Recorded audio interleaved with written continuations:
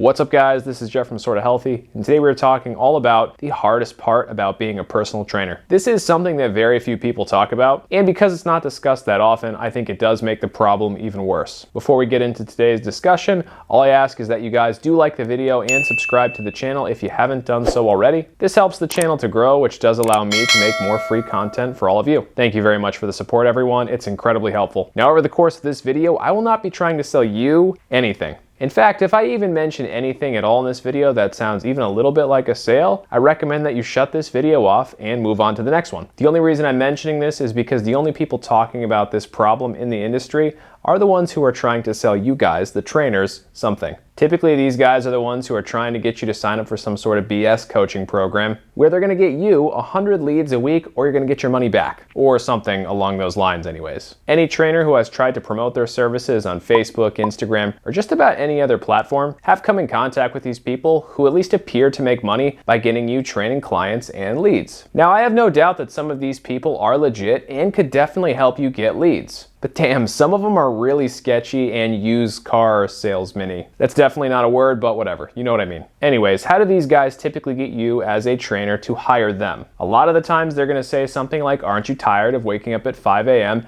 and training clients all day? Do you want to get your time back? Do you want to get your life back? Oftentimes they're gonna say all of that with their BMW in the background so we can see how cool and rich they are. I think we can all agree that most of the time these ads are super cringy. The problem is that a big part of what they're saying is true. What you really lose when achieving any level of success in the personal training industry is time. Time, or lack thereof, is really the hardest part about being a personal trainer. Essentially, when working as a personal trainer, you are working when your clients are not working. This means that your busiest hours are going to be before and after work. If I tried to figure out how many 5 a.m. sessions that I've done over the years, well, let's just say it might be a little bit depressing. In fact, let me even take this a few steps further and show you what an average week looks like for me as a full-time personal trainer and business owner. And now we're taking a look at my schedule for this week. I work Monday through Saturday, and I'm into the studio early almost every single day. This week I had 3 5 a.m. sessions, one on Monday, one on Wednesday, and one on Friday. These little swooshes here are just so no one can see my clients' names. I've actually found that if I don't schedule my own workouts, they simply don't get done. I'm super busy, so it's pretty hard to make it happen unless I plan it out ahead of time. And now we're looking at 9 a.m. to 1 p.m. This time of day is usually slower, but with a lot of people working from home, it was actually kind of busy this week. And now we're looking at 1 p.m. to 5 p.m. This is typically the busiest time of day, but I just hired on a new trainer a few weeks ago, and I've passed some clients off to her, so that's good. I do block out some time specifically for YouTube editing and filming. Way more time goes into this YouTube channel than what you see simply blocked off here. And here you can see my leftover evening sessions between 5 p.m. and about 8 p.m. is where this one right here would end. Again, this time of day is also usually a little bit busier for me, but I did pass off some sessions to a new trainer,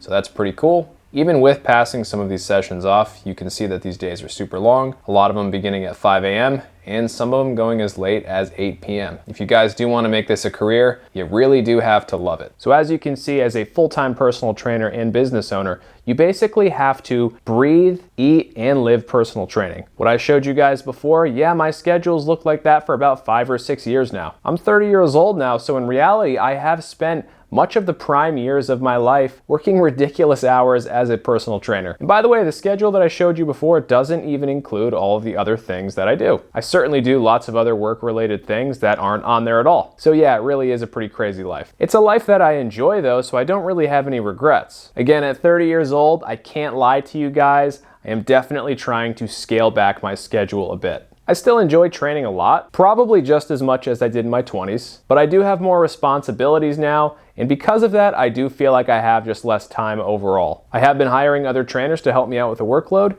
and that has been super helpful. This was going really well leading up to the Rona. You guys know what I'm talking about, that disease that YouTube doesn't like us talking about. Yep, that's the one. For myself, even though it hasn't been a big setback in terms of business, it has been a setback in terms of staffing. But now that we're no longer in lockdown, things are looking really good again. Hopefully I can hand off some more of my clients to future trainers. That way I can make more free content for you guys on a weekly basis. Because honestly, that's the thing I'm finding to be the most rewarding right now. But anyway, enough about me. Let's talk about some strategies that you can implement that will help you maintain at least a little bit of a social life while also having a good career as a personal trainer? The first option is working for someone else. Working for someone else is just easier, and not even just a little bit easier. Working for someone else is a lot easier. At the end of the day, your list of responsibilities is just considerably less when you're working for someone else. Of course, typically this does also mean less freedom and less money too. Ultimately though, unless your employer is some kind of crazy drill sergeant, you are far less likely to be working those crazy hours. Again, I do want to clarify this very much does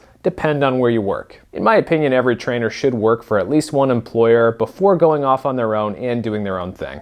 I've said it in previous videos, but that experience is invaluable. So I'm going to keep saying that as often as I possibly can. Option 2 for maintaining a little bit of a normal social life, but also working as a personal trainer, is working for yourself, but limiting the amount of hours that you work. I've always told myself that I would limit the amount of hours working for myself as a personal trainer. And for the most part, I've clearly failed. This is because your clients are going to ask you for times before and after work, and as a trainer, it's really hard to say no. You want your clients to be happy, and quite honestly, you're going to need the money. You can certainly limit your hours working as a personal trainer. For example, maybe I want to work Monday through Friday, starting at 5 a.m. and ending at 3 p.m. all of those days. If you do that, you could certainly book up, but you're not going to book up as much as you would if you were working some of those later afternoons. This, of course, to some extent will put a cap on how much money you can earn. Still though, for many trainers, this really is the best option. Another option is to work for yourself but have other trainers work for you. Now this is what I am currently doing. Only somewhat successfully, it's certainly still a work in progress. For me, as the years go forward though, I will certainly be hiring more trainers and having them train the majority of my clients. I think it's silly for anyone to try and work ridiculous hours, like I am right now, long term or for any real extended period of time. In my case, this was all means to an end. I built a successful business and now I'm trying to scale back my hours a bit so I can focus on some other things. I'll be touching on this subject in future videos. Let's see if I can pull it off. The last way to restore some balance to your life as a personal trainer is in fact to do online personal training or online coaching. So yeah, those sales guys from earlier in the video were right. Online training or coaching is essentially where you, the trainer, provide a fitness plan, accountability, and oftentimes nutrition coaching to your client. But instead of doing all of this in a typical training session environment, you provide these things via email or maybe via an app like Trainerize. In this scenario, you're more like a knowledgeable accountability buddy, and there's really nothing wrong with that at all. For some clients, this really will be the best option. Typically, these clients will be younger, more tech savvy, and more knowledgeable on exercise. But that's certainly not always the case. The nice thing about all of this for you, the trainer, is that you're no longer trading anywhere near as much time for money. This, of course, does give you far more freedom. And I'm sure like a lot of you guys, I do have a love-hate relationship with this style of training. I do love the freedom that it can give you, but I do hate how shallow it really can be. You guys all know what I'm talking about. Instagram models making boatloads of cash selling programs, not because of their knowledge, just purely because of how good they look. Am I jealous? Maybe a little bit. Am I mad that the industry has become even more shallow? Yeah, a bit. I would say though, at the end of the day, if you can't beat them, join them. And by that, I don't mean start posting naked selfies on Instagram. I mean start dabbling in online coaching. Even though folks like you and I may never quite be as popular as some other questionable people, we can still have successful careers as online coaches. Myself and Alexis have been doing this on the side of our in-person training business for a few years now, and it's been steadily growing. It's a fun new challenge that we both like working on. It's definitely going to be something that we'll be focusing on going forward. And like I said before, it is something that you should consider too. That's all we have for today, guys. What do you guys think though? Is time management the hardest part about being a personal trainer? Do you guys agree with my time management strategies when working as a personal trainer? Let me know in the comments below, and if you have any strategies that I didn't include in this video, let me know in the comments down below for that as well. If you guys haven't liked the video or subscribed to the channel, please consider that because doing so does allow me to create more free content for all of you. Thank you very much for watching, everybody, and I'll see you in the next video.